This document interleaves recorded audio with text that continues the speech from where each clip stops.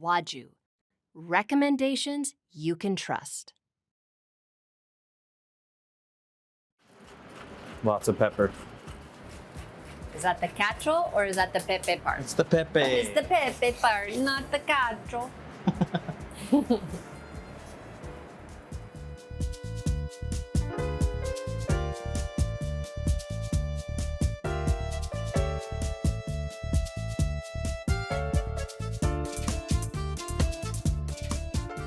Welcome to another edition of Beyond the Plate. Beyond the Plate is a series highlighting our city's favorite chefs and their unique stories. On today's episode, I sit down with chef and co-owner Louie Deligianis of Bistro La Franquette, new restaurant that just opened up in Montreal in the heart of the Westmount Village. We will talk all about the story of what it means to become a great chef, followed by a seasonal pasta dish cooked up in the kitchen. Don't go anywhere, this is sure to be delectable.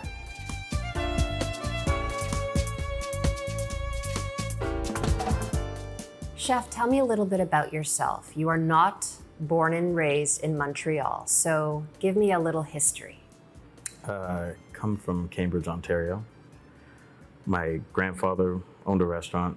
My father then took over that restaurant and then told me that I wasn't allowed to work in restaurants, and then I eventually had to get a summer job, and that was the only spot with a family member. So that's how it started.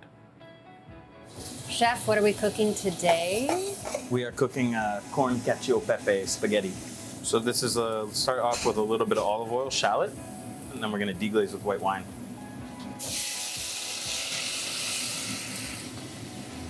Add a bit of corn stock, which we make from the cobs. A little bit of butter, a lot of butter. Pasta goes in. What does it take to be a great chef? At this point in my career, I would say probably time, just experience. 20 years ago, you just had to be like a very strong cook. I think now you need to have more people skills. You need to be up on your Instagram. A lot of the socials need to be handled. So trying to make sure that I maintain high standards. I'm still teaching people, interacting with them, but also making sure that like the business is also tapping into all of these other parts that need, I guess, to be maintained. So hopefully it's like being compassionate, empathetic, but also making sure that like people are putting in an investment and they're getting a return. When they leave this place, they go to the next restaurant or whatever challenge that they have to face, because now you can monetize cooking in so many different ways. So they're prepared to take on that next step in their career. Why do you stay in this difficult industry? What keeps you in that kitchen? What keeps you motivated?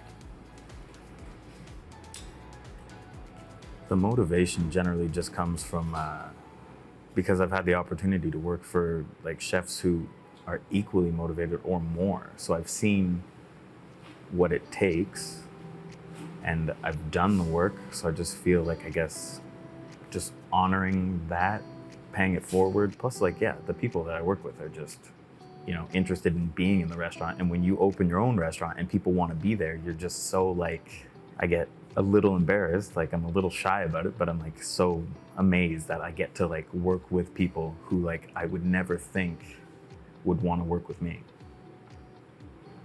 Like yourself. Beautiful. Lots of pepper. So this is just the kernels that have been juiced, and that's gonna help thicken it at the end.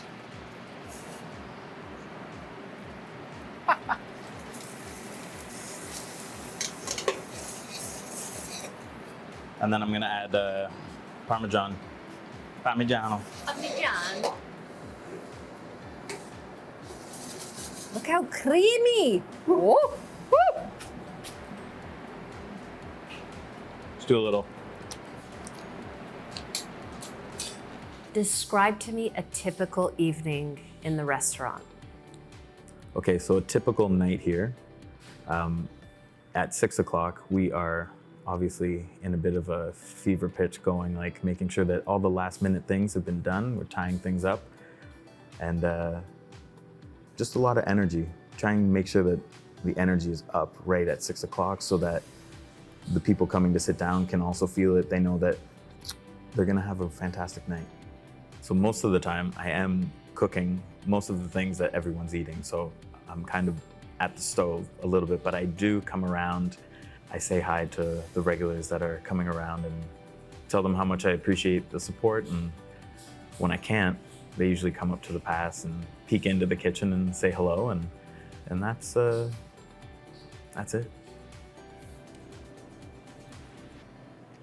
The moment of truth.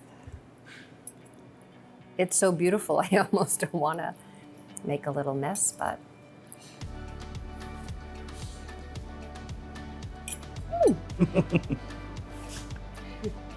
You got this.